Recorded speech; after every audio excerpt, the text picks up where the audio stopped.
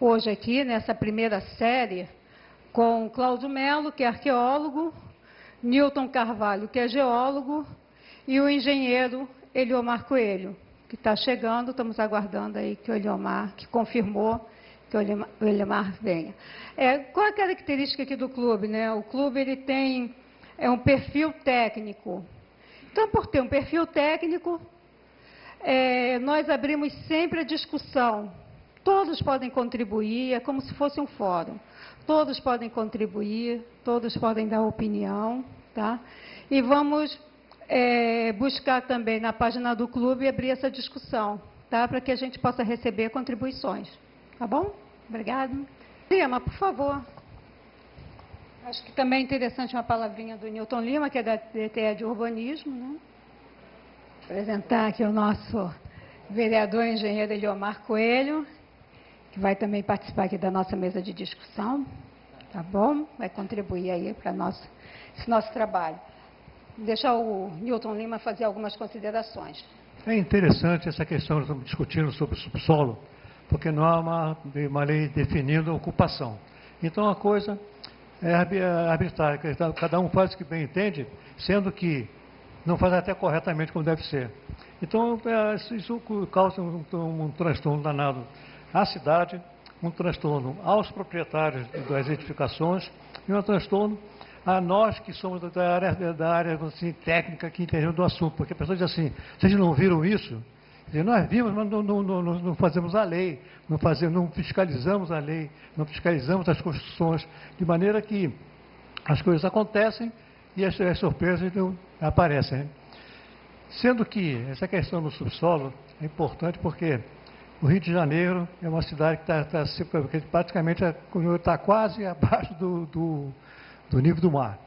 Pouco falta. E numa marginalização assim própria, porque, por exemplo, agora mesmo o Maracanã está sendo feita uma obra gigantesca, um dinheirão, e não se pensou no estacionamento. Então vai se ocupar uma área física que todo mundo poderia estar ali passeando, etc., para botar o automóvel para ele poder ficar no subsolo. Agora, tem que tratar de maneira adequada. Aí a pessoa diz assim, mas é muito caro, como é que vai fazer? Um exemplo. O prédio dos Correios está aqui na Cidade Nova. Ele tem 2 subsolos de 5 metros de pé direito. Então, teve o tratamento. Fiz um cortinado para evitar a água subir de entrar. E está lá ocupando, está lá desde 70, da década de 70 até hoje, sem problema nenhum. Agora, não se faz uma coisa adequada, então o Maracanã agora nós vemos inaugurado e não tem um aproveitamento adequado que poderia ser. A gente vê, por exemplo, vamos ver na Espanha, hospitais construídos em que no subsolo para 1.000 automóveis, 800 automóveis. Quer dizer, então você vê o espaço que eles aproveitam, sendo que lá realmente não há problema da água, porque lá até falta água. Mas eles aproveitam o subsolo. Então nós vamos ouvir o vereador, que seria muito interessante para nós, para ele nos dar uma orientação e ele vai dar uma luz para nós. Primeiro vamos iniciar a mesa, o Cláudio Melo vai iniciar a palestra, seguido do geólogo Newton Carvalho e Eliomar fecha o nosso debate de hoje, tá? Com as propostas. Tá? E no final está aberto a debates, contribuições. Tá? Certo, senhor? Então, Cláudio Melo é arqueólogo, tá? Obrigado. Bem, em primeiro lugar, obrigado a Yara, ao Clube de Engenharia, novamente, por dar a oportunidade de falar. Se bem que muitas vezes eu fico preocupado, porque o tema da arqueologia acaba sendo uma questão para a gente que trabalha durante tanto tempo, né? Algo muito envolvente, né? E muito preocupante, né? Porque a gente está falando de um patrimônio, né? Que não tem reposição, que é profundamente frágil, né? E que precisa da atenção de todos nós sempre, sob o risco de se perder definitivamente. E um empreendimento por si só, né, ele acaba potencialmente podendo trazer danos que não tem retorno, né?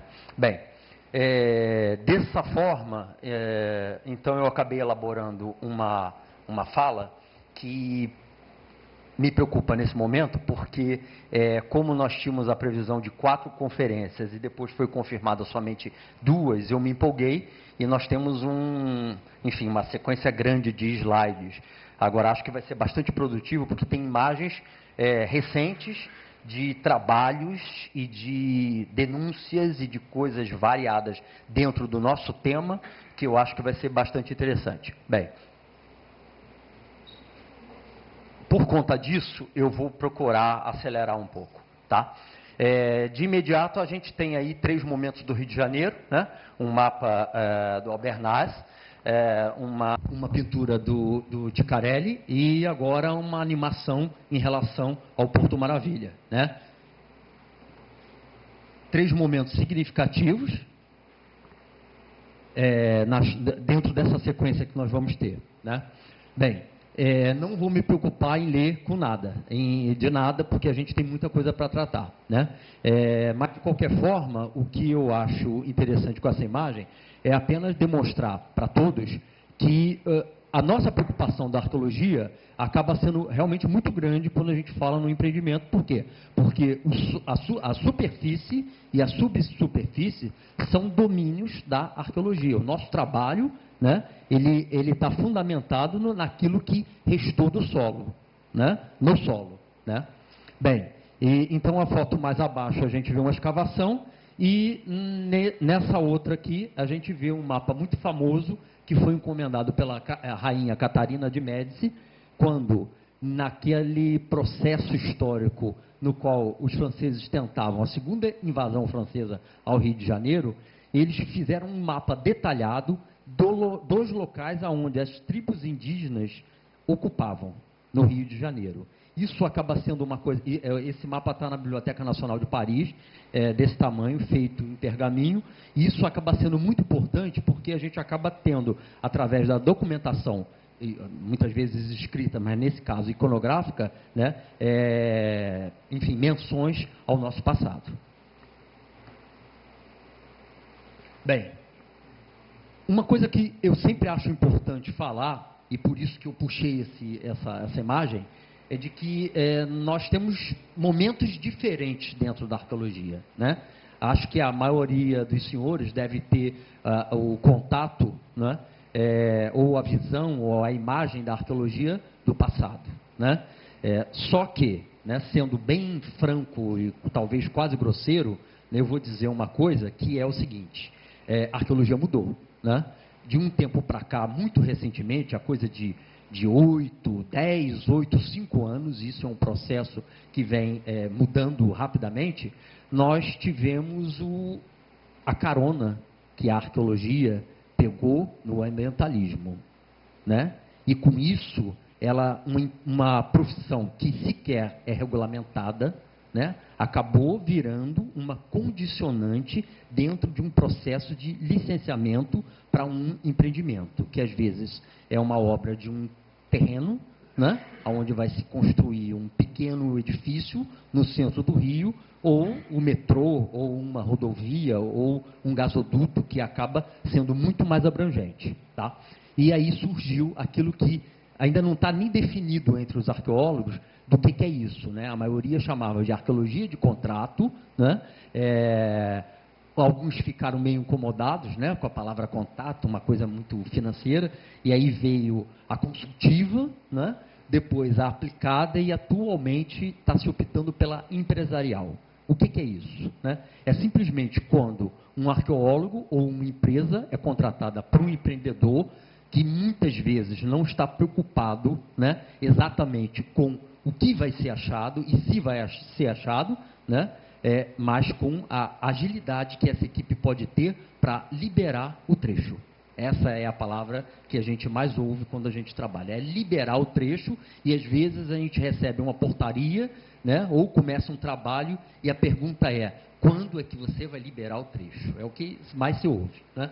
Isso acaba sendo uma coisa muito preocupante para todos nós, porque a arqueologia não é uma técnica como, por exemplo, uma empresa de arqueologia, ela não trabalha com digamos, não querendo minorizar o trabalho dos outros, mas assim, não é um corte, uma supressão vegetal, um corte de árvore no qual o INEA autorizou e aí a equipe vai lá, corta as árvores e puxa as raízes, né?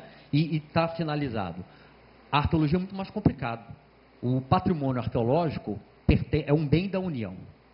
E por ser da União, para um arqueólogo ter a oportunidade de fazer esse trabalho, ele tem que fazer um projeto, né, científico, porque a arqueologia não é só uma técnica, é uma ciência, né, e submete ao IFAM, que é o órgão do Ministério da Cultura, né, que, enfim, fiscaliza e normatiza essas funções, as nossas funções, e a partir desse licenciamento próprio é que a gente começa o trabalho.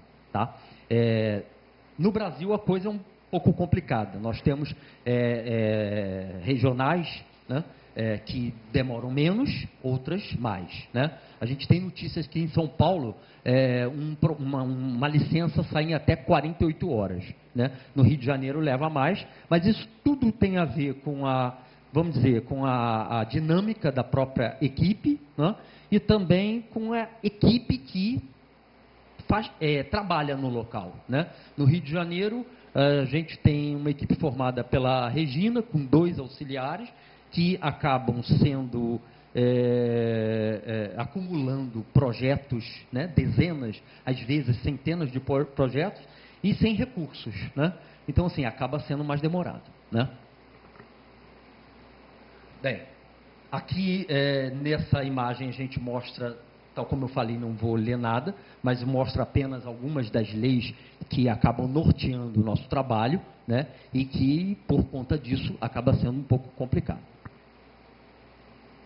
Bem, agora a gente começa a falar, me mostrar. Né? A arqueologia é muito visual, né? Eu poderia passar minutos e minutos tentando explicar uma imagem e com a imagem a gente rapidamente mata o assunto que a gente quer expor. Né?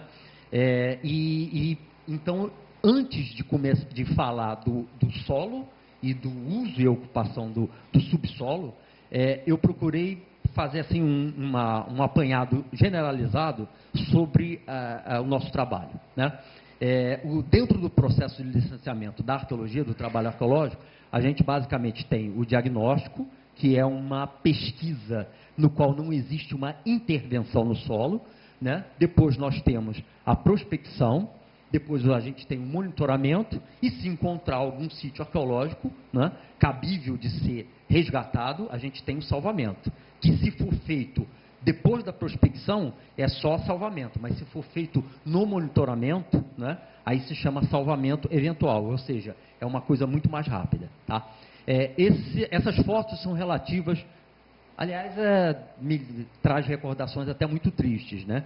Porque isso fez parte de um trabalho de diagnóstico feito na área de São Gonçalo. Nós temos aqui eu não tenho aquela caneta, mas nessa área daqui a gente tem a Baía de Guanabara, né? Aqui aqueles pântanos, uma região muito baixa lá de São Gonçalo, e isso daqui em amarelo seria a diretriz do traçado, no qual passa a estrada de maquinário pesado que está sendo levada da Bahia para o Comperj. Tá? Bem, essa estrada é muito específica porque o Comperj é uma estrutura tão fabulosamente grande, né, e complexa, que existem máquinas tão grandes e pesadas que nenhum tipo de estrada poderia aguentar vamos dizer, o translado daquele maquinário. Tá? Coisas assim do tamanho de edifícios. Né?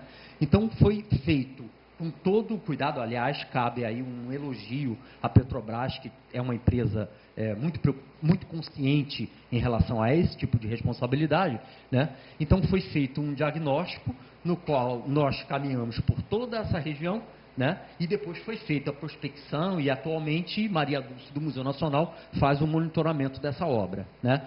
E eis que nesse trabalho de diagnóstico descobrimos 2 sítios arqueológicos, e exatamente nessa área, quer dizer, uns outros que a gente vai ver aí, mas já em processo de destruição. Né? E esse daí também, infelizmente, já estava em processo de destruição e que basicamente era um sambaqui. Tá? Que a gente vê ali, naturalmente e isso aí eu vou falar daqui a pouco também, porque faz parte da realidade do Rio de Janeiro, o que é muito angustiante até, quando a gente pensa no passado do Rio, de que existiam vários sítios do tipo sambaquis e que, no entanto, ao longo do tempo foram sendo destruídos justamente porque essa população, né, que chegou a partir do descobrimento, fazendo uso das conchas como material de fertilizante para o solo, acabaram lançando mão desses concheiros, né, simplesmente para fertilizar, triturar as conchas e ajudar a fertilizar o solo para as plantações de cana-de-açúcar, de café e tudo mais. Com isso, o que aconteceu é que a arqueologia acabou perdendo, né, ao longo dos séculos que se passaram, a oportunidade de poder estudar esse tipo de sítio arqueológico. Então, hoje, o que sobrou, e aí a gente acaba justificando a preocupação que o próprio IPHAN tem e tem que ter, tem que existir critério, né? Hoje nós estamos num outro momento. Se existe uma lei preocupada com isso, que ampara esse tipo de preocupação, então nós temos que levar adiante, tá? Bem, então aqui a gente, só para fechar essa imagem, a gente vê a foto aérea, o sambaqui, material arqueológico como lâminas de machado espalhadas por toda parte, e a população continuando a pegar essas conchas para qualquer coisa, ou simplesmente por destruição e por ignorância. Tá? Bem, um outro momento é o trabalho de prospecção e monitoramento arqueológico, no qual a gente faz, né? Quer dizer, fazia, né? No passado, até uns 5 anos atrás, a gente fazia sondagens através de trados, que a gente chama de tradagem, ou sondagens com boca de lobo, aquela cavaleira articulada, no qual a gente tirava um pouco daquela terra numa profundidade que ia de 80, 1,20 m, né? Com o trado a gente pode botar a extensão e abaixar até 2,20 m, tal como a gente já fez aqui no Rio de Janeiro, né? Só que isso daí não é muito efetivo, porque você está com uma cavadeira, tem um caco de cerame com o osso que ele não vem, né, quando você puxa, e aí você passa mais adiante, escava mais daqui, faz uma outra sondagem a 15 metros, 10, 20, 30, e aí você passou pelo sítio. Mas aí ainda tem uma chance, porque nós, arqueólogos, não conseguimos detectar, né, um sítio arqueológico na prospecção, mas aí tem um monitoramento. E o monitoramento é quando efetivamente vai ter a obra, né, com a retro, enfim, com a pá mecânica, e aí vai levantar. Aí é complicado, porque se a arqueologia não conseguiu descobrir o sítio na prospecção e encontra no monitoramento, aí é o pesadelo do empreendedor. Parou a obra, interditou, porque tem que fazer o salvamento. E às vezes esse processo do licenciamento do salvamento pode levar alguns meses, né? Então a gente está falando de uma coisa complicada. Bem, isso daqui é um trabalho relacionado ao GLP, tá? Inclusive no qual a gente encontrou um banco de moluscos que pareciam sambaqui, mas não era. E esse é um trabalho, aliás, essas fotos foram feitas sexta-feira, né? Agora é uma estrutura que a gente encontrou na sexta-feira agora na Praça Nossa Senhora da Paz, tá? Atualmente a gente está trabalhando, fazendo, temos já alguns projetos em andamento. Esse daí é relacionado à linha 4 do metrô, que está causando tanto alvoroço e impacto, né? E nós encontramos exatamente esse tipo de estrutura quase no meio da praça, bem próximo ao monumento ao Pinheiro Machado, né? Bem, esse daí é um trabalho que a gente acabou de finalizar 2 semanas atrás, que é a pesquisa arqueológica junto à duplicação da BR-101, no qual a gente encontrou, no total foram 18 locais de interesse arqueológico, se bem que junto à pista da BR, e a gente está cansado de ir para Campos e voltar, e não atenta de que ali do lado da pista ou em cima tem alguma coisa de interesse arqueológico. Mas nós encontramos então 3 sítios arqueológicos que já foram, inclusive, o último acabou de ser resgatado há 2 semanas atrás. Tá? Em cima a gente tem o trabalho de prospecção, delimitação do sítio, e embaixo já o salvamento de 2, Capelinha e do quilômetro 101. Uma outra questão muito importante, né, e isso daqui que nós estamos fazendo, já conta nos relatórios que eu tenho que fazer, tanto para os IPHAN como para os empreendedores, que é o que a gente chama de educação patrimonial. Isso daqui é uma atividade de educação patrimonial para a gente, né? Porque a gente está divulgando para a sociedade, né, parcelas desse conhecimento que está sendo abstraído a partir de uma pesquisa arqueológica autorizada pelo IFAM. Tá? Então aqui a gente tem várias fotos de eventos diferentes e o que também é muito importante e é até muito gratificante esse tipo de trabalho, porque a gente pega amostras de material arqueológico que potencialmente pode ser ou poderia ser descoberto naquele local onde a gente está trabalhando e a gente bota na mão das pessoas, a gente bota na mão do peão, né? E a gente fala, ó, é isso, e explica com data show ou sem data show, né? Mas a gente explica. E aí acaba sendo muito gratificante quando a gente está num trabalho de campo, né? E aí um peão, isso aconteceu há pouco tempo atrás, um peão bateu numa pedra, puxou, aí um falou, não, isso é um artefato? Não, ele falou, não, isso aqui não tem nem cúspide. Quer dizer, cúspide é aquela lâmina cortante de um artefato lítico. Quer dizer, um peão ter, ter apreendido um termo técnico da arqueologia. Quer dizer, acabou sendo bastante gratificante para a gente. Né? Bem, aí a gente começa a falar do que é o propósito. Né? E aí, quando eu recebi o convite para fazer essa fala, eu fiquei imaginando, né? E aí eu fui pesquisar, fui ver o perfil dos outros participantes, e aí fui procurar o perfil do vereador, Elimar Coelho, e imaginar por que esse vereador, em especial, que eu já tinha conhecimento através da mídia, de vários projetos e várias iniciativas, mas vi que ele tinha uma preocupação. Não sou eleitor dele, eu não votei no senhor porque não tinha conhecimento. Desculpa, da próxima vez prometo votar, porque eu verifiquei que ele tinha uma trajetória muito interessante com essas questões voltadas para o meio ambiente e para o patrimônio. Né? E isso é o que nos interessa, naturalmente. Né? E aí eu fui preparar e estudar, isso aí foi sexta ou sábado agora, né? A vida está corrida, não tinha tempo de fazer isso antes. E aí eu fui descobrir que, na realidade, existe uma lei dos municípios, que é a lei do uso e da ocupação do solo e tudo. E aí eu comecei a procurar a lei do uso e ocupação do subsolo. E aí eu não achei. Né? Aí eu falei, então o que a Iara tem em mente é justamente uma provocação para que seja discutido isso. E por isso que ela me chamou, que ela sabia que eu ia falar mal de muita gente, e chamou o vereador, porque o vereador vai ficar atento para essas questões. Aí, sabe o que eu fiz? Eu juntei tudo que de importante que eu podia achar dentro desse tema, e eu botei nessas imagens. Por isso que eu estou falando rápido, porque a gente tem muita coisa, e tem denúncias também.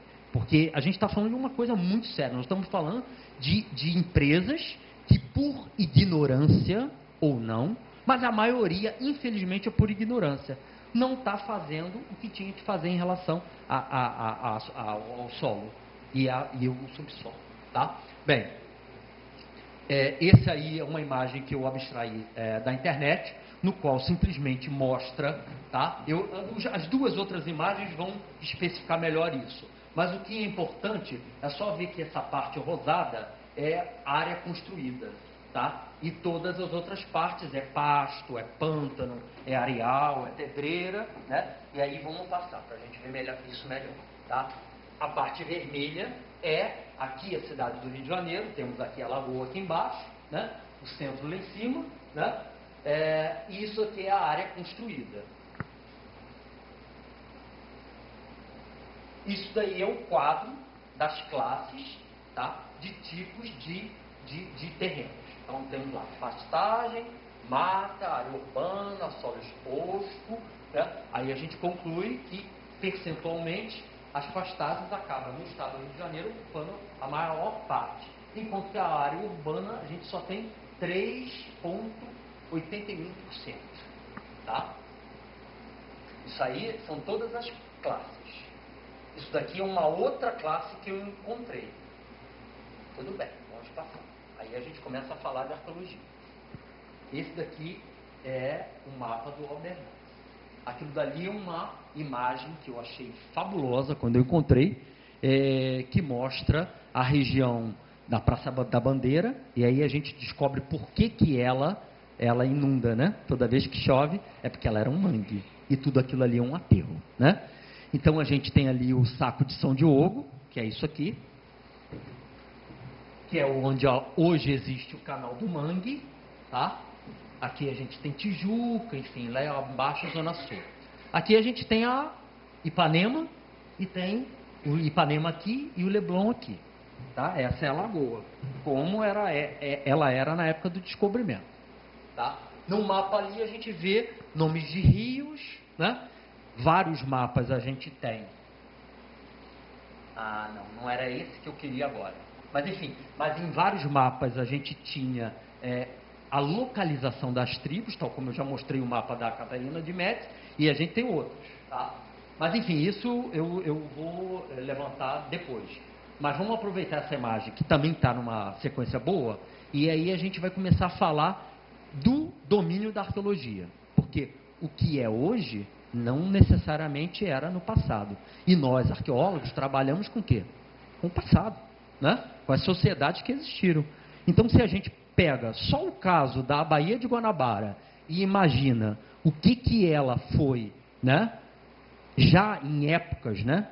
Onde o homem estava circulando por aqui, que é daqui para cá, né? A gente tem uma datação mais ou menos de 8 mil, no máximo 10 mil anos, aqui para o Rio de Janeiro, né? De ocupação do homem, 10 mil ou 8 mil antes do presente. Então, se a gente olha bem isso daqui, a gente vê que o mar abaixou, depois, por volta de 5 mil antes de Cristo, atingiu o nível atual, e a Bahia já era ocupada, né?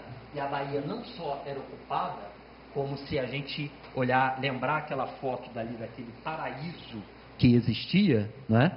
Quer dizer, imagina um local com águas mais quentes, aonde peixes, golfinhos, enfim, todo tipo de ave acabava vindo para acasalar, para ter filhotes, enfim, desovas e tudo mais. E por conta dessa fartura de animais, né, tribos de índios variados acabavam loteando quase. Eu estou brincando, né, de uma forma quase responsável, falando loteando, mas assim, era disputada a Bahia por essas populações pré-históricas, porque era um paraíso alimentar. E essa gente, nessa época de 5 mil anos atrás, era nômade.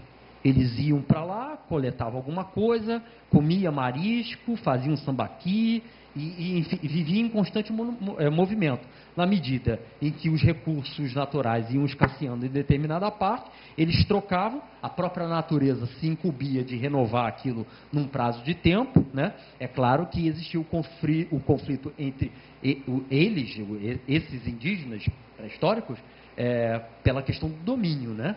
Porque assim, se você ocupa aquilo ali durante 6 meses e logo em seguida vem uma tribo inimiga e também ocupa, não dá tempo da renovação desses recursos naturais se restabelecerem naquele local, né? Bem, e aí o que acontece é que existia conflito entre eles. Mas assim, o que é interessante notar, e nesse mapa é muito interessante, é que a gente vê na linha vermelha o formato do que é a Baía de Guanabara hoje e o que era anos atrás, né? Todo mundo deve ter acompanhado o trabalho da arqueologia, né? E deve se lembrar, ou se não sabe, vai saber agora, que quando a Petrobras decidiu construir o Comperj em Itaboraí, nessa área daqui, isso aqui é uma foto antiga, tá? Eu busquei essa de propósito para mostrar assim, a abrangência da área que foi impactada, né? Mas se a gente pegar a foto de hoje e pegar o que ela era no passado, com o mar se estendendo, a gente entende por que nessa região simplesmente foram quantos sítios, Fábio? 44 ou 40? Foram mais de 40 sítios arqueológicos, dos grandes. Foram quantos, Cristiano? 44, né? Quer dizer, acho que metade disso a Rosana disse que teve que sacrificar, porque não tinha condição de resgatar tudo e o que era menos importante acabou não sendo salvo, né? Mas essa é a preocupação da arqueologia.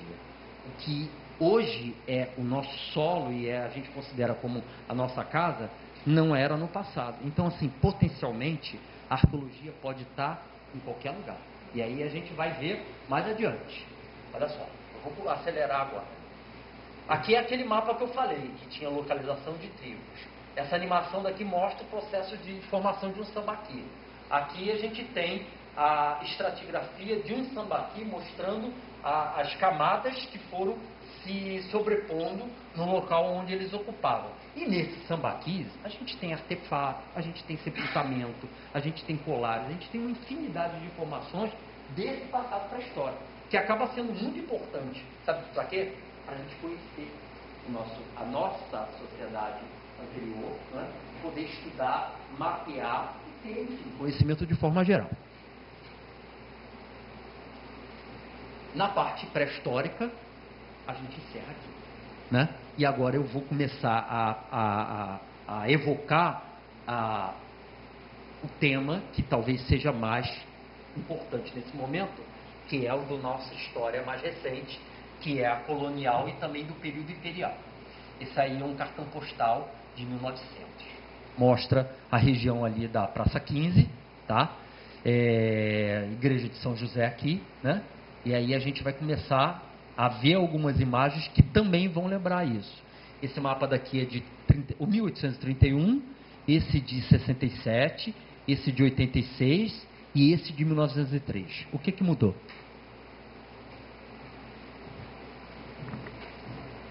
Todas essas reentrâncias, quase que pequenas baías, tudo acabou sendo aterrado, não é? Então, hoje, a gente chega nesse momento do Rio de Janeiro, aonde se programou, né, uma renovação geral, né, e aí a gente acaba percebendo que as equipes de arqueólogos estão encontrando assim tudo, né, e o trabalho é imenso, né. É uma pena que a gente acaba sofrendo uma pressão muito grande, porque as obras estão acontecendo. E a arqueologia, ela não é simplesmente abrir um buraco, né, que é uma trincheira, né, e aí retirar aquele material. Você tem uma técnica, né? Às vezes você tem, claro, que se é um aterro, mas se é um sítio arqueológico mais sensível, você tem um contexto que potencialmente você poderia estar mais atento. Mas se você não tem tempo, é complicado. Vamos lá. Esse aqui é de 1876. Olha só, a área do Cais do Porto, como era. Tá? Lagoa aqui ainda não tinha ocupação, tá? Subúrbio já tem. Vamos lá. Aí é o projeto de Pereira Passos, né? 1903, 1906, no qual existia, né? Claro que todo mundo aqui quase todo mundo é engenheiro, sabe, não preciso falar, mas eu quero só evocar a imagem para a gente entender essas transformações, tá? Aqui é a mesma coisa, essa daqui então é ótima, olha, mostra toda essa região dos aterros, né? E dos desmontes, tá?